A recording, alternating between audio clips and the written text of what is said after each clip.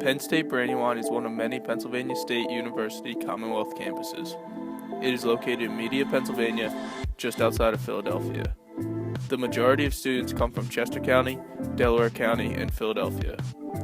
There are just fewer than 2,000 students, with enrollment continually growing. It was first established in the year 1967 after Penn State President Eric A. Walker agreed to start a campus in Delaware County. Middletown Township provided 90 acres of land for the campus to be constructed on. During development, the first location was actually a converted fish market in Chester, PA, and it was named Penn State Delaware County. That year, there were just 236 students, taught by a faculty of just 11. John D. Viro was appointed campus director in 1967. In 1970, the school started operating at its current location in Media. Once the main building was complete, they were able to move out of Chester. Over the years, Penn State Brandywine has changed names a few times, first being called Penn State Delaware County, then Penn State Lima, and then finally its current name, Penn State Brandywine. The main building was the first building on campus. It holds many classrooms and faculty offices. Main building actually just recently underwent renovations.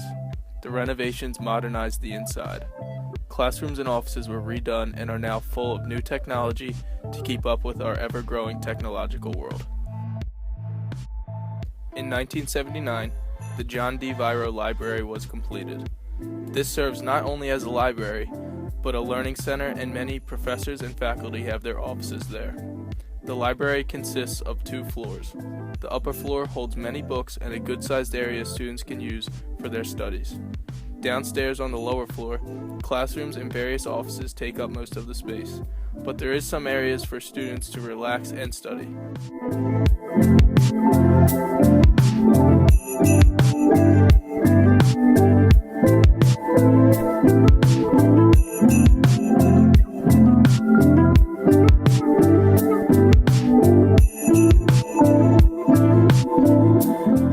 In 1988, the Commons building was opened.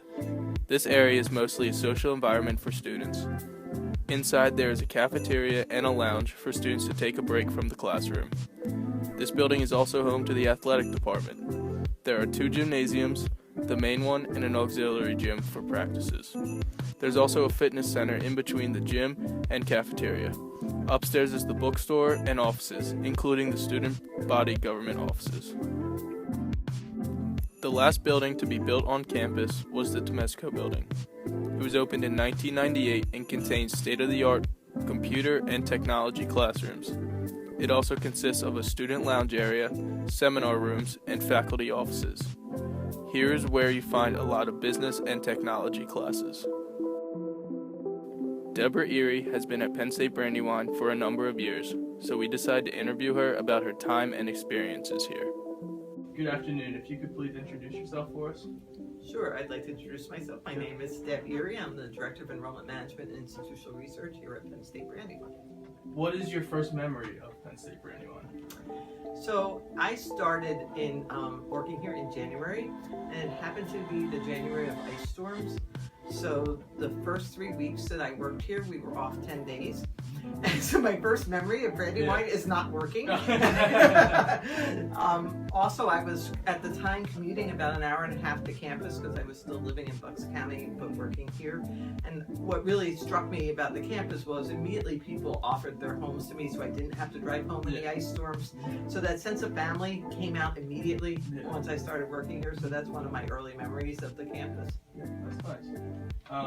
What are like some of the big changes you've seen at the campus over your time here?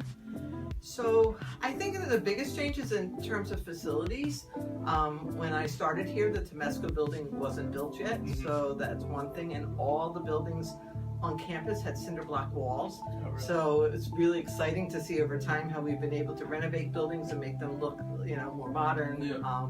Facilities-wise, many more student lounges than we used to have.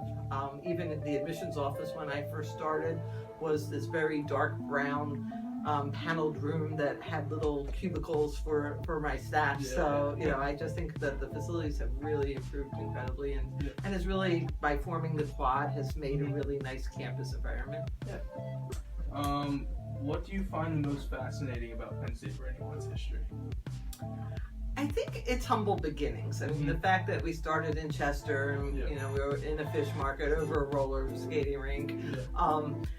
I think we've kept some of that humility as we've grown. I love this campus because it's not pretentious. It doesn't try to be something it isn't. You know, the campus is really a campus about people more than a campus about flash. And I really love that about that. And I think that's all reflected right from the very beginning. With, you know, when we just wanted to provide a quality Penn State education to students, it didn't matter where it was. And I think that's still true here today. In the future, Penn State Brandywine plans to build residence halls, and I'm going to have Jackie Brown give a little information about that.